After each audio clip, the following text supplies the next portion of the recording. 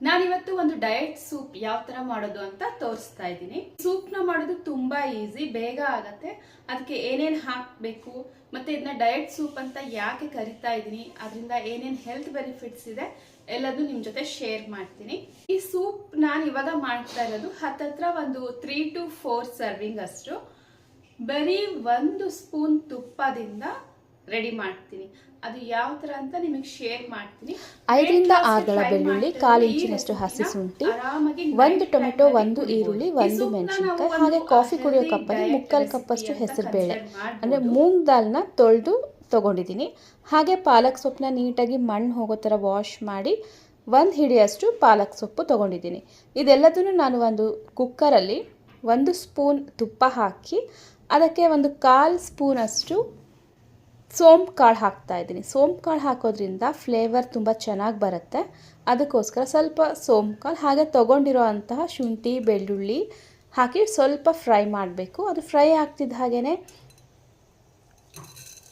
ಈರುಳ್ಳಿ ಮತ್ತು ಮೆಣಸಿನ್ಕಾಯಿ ಹಾಕಬೇಕು. ಮೆಣಸಿನ್ಕಾಯಿ ಜಾಸ್ತಿ ಹಾಕಬಾರ್ದು, ಯಾಕೆಂದರೆ ನಾವು ಈ ಸೂಪ್ನ ತುಂಬ ಖಾರ ಮಾಡಬಾರ್ದು. ಅದಕ್ಕೋಸ್ಕರ ಈರುಳ್ಳಿ ಸ್ವಲ್ಪ ಫ್ರೈ ಆದ ತಕ್ಷಣ ತೊಗೊಂಡಿರೋ 1 ಟೊಮೆಟೊ ಹಾಕಿ ಕೈ ಆಡಿಸ್ಬೇಕು. ಈ ಸೂಪ್ನ ತುಂಬ ಬೇಗ ಮಾಡ್ಬೋದು. ಹಾಗೆ ಇದಕ್ಕೆ ಸ್ವಲ್ಪ ಅರಿಶಿನ ಹಾಕಿ ಇದೆಲ್ಲದನ್ನು ಬಾಡಿಸ್ಬೇಕು. ಇದು ಸ್ವಲ್ಪ ಬೇಯಿಸಿದ ಹಾಗೆಯೇ ತೊಗೊಂಡಿರೋ ಪಾಲಕ್ ಸೊಪ್ಪನ್ನ ಹಾಕಬೇಕು. ನಾನು ಆ್ಯಕ್ಚುಲಿ ಪಾಲಕ್ನ ಬೇರೆದಕ್ಕೆ ಯೂಸ್ ಮಾಡಿದ್ದೆ, ಅದನ್ನು ಬೇಯಿಸೋಕ್ಕೆ ಯೂಸ್ ಮಾಡಿದ್ದು ನೀರಿದು, ಅದನ್ನು ಈ ಸೂಪ್ ಮಾಡೋಕ್ಕೆ ಯೂಸ್ ಮಾಡ್ತಾಯಿದ್ದೀನಿ. ಈಗ ಪಾಲಕ್ ಸ್ವಲ್ಪ ಬೇಯಿಸಿದ ಹಾಗೆಯೇ ಅದಕ್ಕೆ ಈ ಮೂಂಗ್ ದಾಲ್ ಹಾಗೆ ಪಾಲಕ್ ಬೇಯಿಸಿದ ನೀರಿತ್ತಲ್ವ ಅದನ್ನು ಹಾಕ್ತಾಯಿದ್ದೀನಿ. ನೀರು ತುಂಬ ಜಾಸ್ತಿ ಹಾಕಬಾರ್ದು, ಸ್ವಲ್ಪ ಬೇಯೋಕ್ಕೆ ಎಷ್ಟು ಬೇಕು ಅಷ್ಟು ಹಾಕಿ ನಾವು ಒಂದು 2 ರಿಂದ 3 ವಿಷಲ್ ಬರ್ಸ್ಬೋದು. ಈಗ ನಾನು ಕುಕ್ಕರ್ ಲಿಡ್ನ ಕ್ಲೋಸ್ ಮಾಡಿ ಬೇಯಿಸ್ತಾ ಇದ್ದೀನಿ. ಈ ರೀತಿಯಾಗಿ ಬೆಂದಿದೆ ನೋಡಿ, ನೀಟಾಗಿ ಮೆತ್ತಗೆ ಬೆಂದಿದೆ. ಇದನ್ನು ಈಗ ಸ್ವಲ್ಪ ತಣ್ಣಗಾದ್ಮೇಲೆ ನಾವು ಮಿಕ್ಸಿ ಮಾಡ್ಕೋಬೇಕು. ಮಿಕ್ಸಿ ಮಾಡ್ಕೊಳ್ಳೋಕ್ಕೆ ನೀರು ಇನ್ ಕೇಸ್ ಕಡಿಮೆ ಇದ್ದರೆ ಹಾಕ್ಕೊಳ್ಬೋದು, ಇಲ್ಲ ಅಂದರೆ ಹಾಗೆ ಮಿಕ್ಸಿ ಮಾಡ್ಕೊಳ್ಬೋದು. ಇದರಲ್ಲಿ ಆಲ್ರೆಡಿ ನೀರಿರೋದ್ರಿಂದ ನಾನು ಅದನ್ನಷ್ಟೇ ಹಾಕಿ ಮಿಕ್ಸಿ ಮಾಡಿದ್ದೀನಿ. ಪೇಸ್ಟ್ ಈ ರೀತಿಯಾಗಿ ರೆಡಿಯಾಗಿದೆ. ಎಷ್ಟು ನ್ಯಾಚುರಲ್ ಕಲರ್ ಇದೆ ಅಲ್ವಾ. ಈಗ ನಾನು ಯಾವ ಪಾತ್ರೆಯಲ್ಲಿ ಇದನ್ನೆಲ್ಲ ಬೇಯಿಸಿದ್ದೆ ಅದೇ ಪಾತ್ರೆಯಲ್ಲೇ ಈ ಸೂಪ್ನ ಮಾಡ್ತಾಯಿದ್ದೀನಿ. ಸೂಪ್ದು ಕನ್ಸಿಸ್ಟೆನ್ಸಿ ನೋಡಿ ಇಷ್ಟು ಗಟ್ಟಿ ಇದೆ. ಇಷ್ಟು ಗಟ್ಟಿ ಇದ್ದರೆ ಸೂಪ್ ಚೆನ್ನಾಗಿ ಅನಿಸಲ್ಲ. ಹಾಗಾಗಿ ಒಂದು ಮೀಡಿಯಮ್ ಕನ್ಸಿಸ್ಟೆನ್ಸಿಗೆ ಬರೋ ಅಷ್ಟು ನೀರು ಹಾಕಬೇಕು. ಹಾಗೆ ರುಚಿಗೆ ತಕ್ಕಷ್ಟು ಉಪ್ಪು, ಸ್ವಲ್ಪ ಜೀರಿಗೆ ಪೌಡರ್, ಚಕ್ಕೆ ಪೌಡರ್ ಹಾಗೆ ಕೊತ್ತಂಬರಿ ಕಾಳಿನ ಪೌಡರ್ ಹಾಕ್ತಾಯಿದ್ದೀನಿ. ಯಾವ ಪೌಡರ್ಸ್ನೂ ಜಾಸ್ತಿ ಹಾಕಬಾರ್ದು, ಹಾಕಿದ್ರೆ ಟೇಸ್ಟ್ ಕೆಟ್ಟೋಗುತ್ತೆ. ಎಲ್ಲದನ್ನು ನಾನು 1/4 ಸ್ಪೂನಷ್ಟು ಮಾತ್ರ ಹಾಕ್ತಾಯಿದ್ದೀನಿ. ಇದೆಲ್ಲದನ್ನು ಹಾಕಿ ಸ್ವಲ್ಪ ಚೆನ್ನಾಗಿ ಕುದಿಸ್ಬೇಕು. ಮೂಂಗ್ ದಾಲಲ್ಲಿ ಹೈ ಫೈಬರ್ ಪ್ರೋಟೀನ್ ಇರುತ್ತೆ. ತುಂಬ ಹೊಟ್ಟೆ ಹಸಿದೇ ಇರೋ ಥರ ಅದು ಮಾಡುತ್ತೆ. ಅದಕ್ಕೋಸ್ಕರ ವೆಯ್ಟ್ ಲಾಸ್ಗೆ ಮೂಂಗ್ ದಾಲ್ ತುಂಬ ಒಳ್ಳೆಯದು. ಹಾಗೆ ಜೀರಿಗೆ ಡೈಜೆಷನಿಗೆ ಒಳ್ಳೆಯದು. ಅದು ಫ್ಯಾಟ್ನ ರೆಡ್ಯೂಸ್ ಮಾಡೋಕ್ಕೆ ಹೆಲ್ಪ್ ಮಾಡುತ್ತೆ. ಸೂಪ್ನ ಚೆನ್ನಾಗಿ ಕುದಿಸಿ ಇನ್ನೇನು ನಾವು ಸ್ಟವ್ ಆಫ್ ಮಾಡ್ತೀವಿ ಅನ್ನುವಾಗ ಒಂದು 1/4 ಸ್ಪೂನಿಂದ ಅರ್ಧ ಸ್ಪೂನ್ಗಿಂತ ಸ್ವಲ್ಪ ಕಡಿಮೆನೇ ಮೆಣಸಿನ ಪುಡಿ ಹಾಕಿ 1 ಸುತ್ತು ಕುದಿಸಿ ಸ್ಟವ್ ಆಫ್ ಮಾಡಬೇಕು.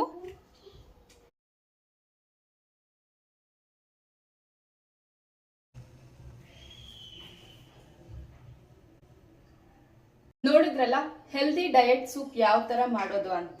ಅದು ಅಷ್ಟಕ್ಕೆ ಮುಗ್ದಿಲ್ಲ, ಸರ್ವಿಂಗ್ ಟೈಮ್ ನಲ್ಲಿ ಏನ್ ಮಾಡ್ಬೇಕಂತ ತೋರಿಸ್ತೀನಿ.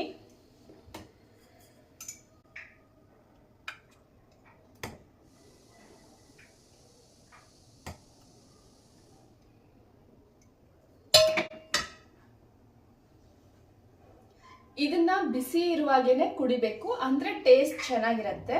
ಹಾಗೆ ಸರ್ವ್ ಮಾಡುವಾಗ ಇದ್ರ ಮೇಲೆ ಒಂದು ಸ್ವಲ್ಪ ನಿಂಬೆ ರಸ ಹಾಕಿ ಸರ್ವ್ ಮಾಡೋದ್ರಿಂದ ಟೇಸ್ಟ್ ತುಂಬಾ ಚೆನ್ನಾಗಿರುತ್ತೆ. ಸೊ ಬಿಸಿ ಬಿಸಿ ಹೆಲ್ದಿ ಡಯಟ್ ಸೂಪ್ ರೆಡಿ ಆಯ್ತು. ನಾವು ಮೆಣಸಿನ ಪುಡಿ ಹಾಕಿದೀವಿ, ಜೀರಿಗೆ ಪುಡಿ ಹಾಕಿದೀವಿ, ಹಾಗೆ ಚಕ್ಕೆ ಪುಡಿ ಹಾಕಿದೀವಿ, ಮತ್ತೆ ನಿಂಬೆ ರಸನೂ ಆಡ್ ಮಾಡಿದೀವಿ. ಆದ್ರೆ ನಾನು ಆಕ್ಚುಲಿ ಒಂದು 3 ಸರ್ವಿಂಗ್ಸ್ ಆಗುತ್ತೆ ಅಂತ ಅನ್ಕೊಂಡೆ, ಬಟ್ ಅದು ಥಿಕ್ನೆಸ್ ಜಾಸ್ತಿ ಇದ್ರಿಂದ ಸ್ವಲ್ಪ ನೀರ್ ಆಡ್ ಮಾಡಿದ್ದಕ್ಕೆ ಅದು ಹತ್ತತ್ರ ಒಂದು 5 to 6 ಸರ್ವಿಂಗ್ಸ್ ಆಗತ್ತೆ. ಈ ತರ ಇಷ್ಟು ಕ್ವಾಂಟಿಟಿಲಾದ್ರೆ ಇದಿಷ್ಟು ಕ್ವಾಂಟಿಟಿಗೆ ನಾನು ಯೂಸ್ ಮಾಡಿರೋದು ಬರೀ 1 ಸ್ಪೂನ್ ತುಪ್ಪ ಮಾತ್ರ. ಅದು ಬಿಟ್ರೆ ಬೇರೆ ಏನ್ ಇಂಗ್ರೀಡಿಯೆಂಟ್ಸ್ ನ ಯೂಸ್ ಮಾಡಿದೀನಿ ಎಲ್ಲ ವೇಟ್ ಲಾಸ್ಗೆ ಯೂಸ್ ಮಾಡುವಂತ ಇಂಗ್ರೀಡಿಯೆಂಟ್ಸ್. ಸೊ ಇದನ್ನ ಹೆಲ್ದಿ ಡಯಟ್ ಸೂಪ್ ಅಂತ ಕೊತ್ತಂಬರಿ ಹೇಳ್ಬೋದು ಕಾಳಿನ ಅಲ್ವಾ? ಪುಡಿ ಇಮ್ಯುನಿಟಿ Try ಮಾಡಿ ಸಿಸ್ಟಮ್ನ ಹೇಗಿತ್ತು ಬೂಸ್ಟ್ ಅಂತ ಮಾಡುತ್ತೆ. ನನಗೆ ಚಕ್ಕೆ comment ಪೌಡರಲ್ಲಿ ಅಲ್ಲಿ ತುಂಬ ಆಂಟಿ Night ಆಕ್ಸಿಡೆಂಟ್ ಊಟ ಹಾಗೆ skip ಮೆಡಿಸಿನಲ್ ಮಾಡೋರು ಯಾರಾದ್ರೂ ಪ್ರಾಪರ್ಟೀಸ್ ಇದ್ರೆ ಇರುತ್ತೆ. ಇನ್ಫೆಕ್ಷನ್ಸ್ನ ಇದನ್ನ ಕುಡಿಬೋದು ತಡೆಗಟ್ಟುತ್ತೆ. ಅಂತ ಹಾಗೆ ಇದು ಡಯಟ್ಗೆ ತುಂಬ ಒಳ್ಳೆಯದು.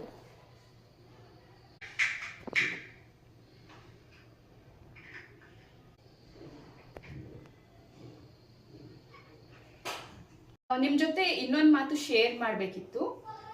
ಸೂಪ್ ಕನ್ಸಿಸ್ಟೆನ್ಸಿ ತುಂಬಾ ಗಟ್ಟಿನೂ ಇರಬಾರ್ದು, ನೀರು ಇರಬಾರ್ದು, ಸ್ವಲ್ಪ ಮೀಡಿಯಂ. ಅಂದ್ರೆ ಈಗ ನಾವು ಕುಡಿತಾ ಇದೀವಿ ಅಂದ್ರೆ ಸ್ವಲ್ಪ ಈಸಿಯಾಗಿ ಒಳಗೆ ಹೋಗ್ಬೇಕು. ಆ ತರ ಕನ್ಸಿಸ್ಟೆನ್ಸಿಯಲ್ಲಿ ಇದ್ರೆ ಕುಡಿಯೋಕೆ ಚೆನ್ನಾಗಿ ಅನ್ಸುತ್ತೆ. ಇಲ್ಲ ಸ್ವಲ್ಪ ಕುಡಿದ ತಕ್ಷಣ ಸಾಕು ಅಂತ ಅನ್ಸ್ಬಿಡತ್ತೆ.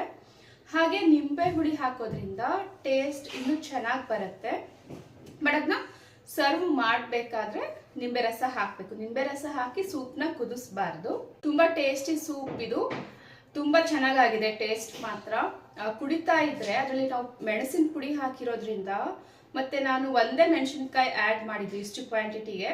ಲೈಟ್ ಆಗಿ ಖಾರ ಜೊತೆಗೆ ಪೆಪ್ಪರ್ದು ಖಾರ ಮಿಕ್ಸ್ ಆಗ್ತಾ ಇದೆ. ಅಂದ್ರೆ ಕುಡಿತಾ ಇದ್ರೆ ಒಂಥರ ರಿಲೀಫ್ ಅನ್ಸುತ್ತೆ ಗಂಟ್ಲ ಹತ್ರ ಎಲ್ಲ. ಮತ್ತೆ ಎಲ್ಲದನ್ನು ಮತ್ತೆ ಮಸಾಲೆ ಪೌಡರ್ಸ್, ಜೀರಿಗೆ ಪೌಡರು, ಚಕ್ಕೆ ಪೌಡರು, ಕೊತ್ತಂಬರಿ ಕಾಳು ಪೌಡರು, ಮತ್ತೆ ಮೆಣಸಿನ ಪುಡಿ ಎಲ್ಲದನ್ನು ನಾನು ಸ್ವಲ್ಪ ಸ್ವಲ್ಪ ಹಾಕಿದ್ದೀನಿ. ಸೊ ಹಾಗಾಗಿ ಯಾವುದು ಅದು ಟೇಸ್ಟ್ ಡಾಮಿನೇಟ್ ಮಾಡ್ತಾ ಇದೆ ಅನ್ನೋ ತರ ಇಲ್ಲ. ಎಲ್ಲ ನೀಟಾಗಿ ಬ್ಲೆಂಡ್ ಆಗಿದೆ. ಮತ್ತೆ ಕುಡಿತಾ ಇದ್ರೆ ಕ್ರೀಮಿ ಟೆಕ್ಸ್ಚರ್, ಈ ಟೊಮೆಟೊ ಸೂಪ್ಗೆಲ್ಲ ಮೇಲೆ ಕ್ರೀಮ್ ಹಾಕಿ ಕೊಡ್ತಾರೆ ಅಲ್ಲ, ಅದು ಕುಡಿತಾ ಇದ್ರೆ ಸ್ವಲ್ಪ ಕ್ರೀಮ್ ಟೆಕ್ಸ್ಚರ್, ಕ್ರೀಮಿ ಟೇಸ್ಟ್ ಬರುತ್ತೆ. ಬಟ್ ಇದಕ್ಕೆ ನಾನು ಏನು ಕ್ರೀಮ್ ಆಡ್ ಮಾಡಿಲ್ಲ ಅಂದ್ರೂ ಆ ತರ ಥಿಕ್ನೆಸ್ ಮತ್ತೆ ಆ ಕ್ರೀಮಿ ಟೇಸ್ಟ್ ಬರ್ತಾ ಇದೆ. ಸೂಪ್ ಮಾತ್ರ ಸಖತ್ತಾಗಿದೆ, ಟ್ರೈ ಮಾಡಿ. ಹಾಗೆ ಇದನ್ನ ನಾವು ಒಂದು ವೇಟ್ ಲಾಸ್ ರೆಸಿಪಿ ಅಂತ ಹೇಳ್ಬೋದು. ನೈಟ್ ಅಲ್ಲಿ, ಅಂದ್ರೆ ನಾನು ನೈಟ್ ಅಂತ ಯಾಕೆ ಹೇಳ್ತಿದ್ದೀನಿ ಅಂದ್ರೆ ನೀವು ಬೇರೆ ಟೈಮಲ್ಲಿ ಕುಡಿಬಹುದು. ಬಟ್ ಯೂಶಲಿ ನೈಟ್ ಅಲ್ಲಿ ಕೆಲವರು ತುಂಬಾ ಕಡಿಮೆ ಊಟ ಅಥವಾ ಊಟನೇ ಸ್ಕಿಪ್ ಮಾಡೋರು ಇರ್ತಾರೆ ಅಲ್ಲ, ಸ್ಕಿಪ್ ಮಾಡೋದ್ರ ಬದಲು ಇದು ಒಂದು ಒಳ್ಳೆ ಆಪ್ಷನ್ ಅಂತ ಹೇಳ್ತಾ ಇದ್ದೀನಿ. ಅದ್ರ ಮೇಲೆ ನಿಮ್ಮ ಇಷ್ಟ. ನಾನು ಯಾರಿಗೂ ರೆಕಮೆಂಡ್ ಮಾಡ್ತಾ ಇಲ್ಲ ಇದನ್ನೇ ಕುಡಿರಿ ಹೀಗೆ ಮಾಡಿ ಅಂತ. ಜಸ್ಟ್ ಏನ್ ಹೇಳ್ತಾ ಇರೋದಂದ್ರೆ better option, something is better than nothing ಅಂತ ಹೇಳ್ತಾರಲ್ಲ. ಸೊ ಏನು ಇಲ್ಲದೆ ಇರೋದ್ಕಿಂತ ಸ್ವಲ್ಪ ಅದನ್ನ ಕುಡಿದು ಮಲಗ್ಬೋದು ಅಂತ ಅಷ್ಟೇ.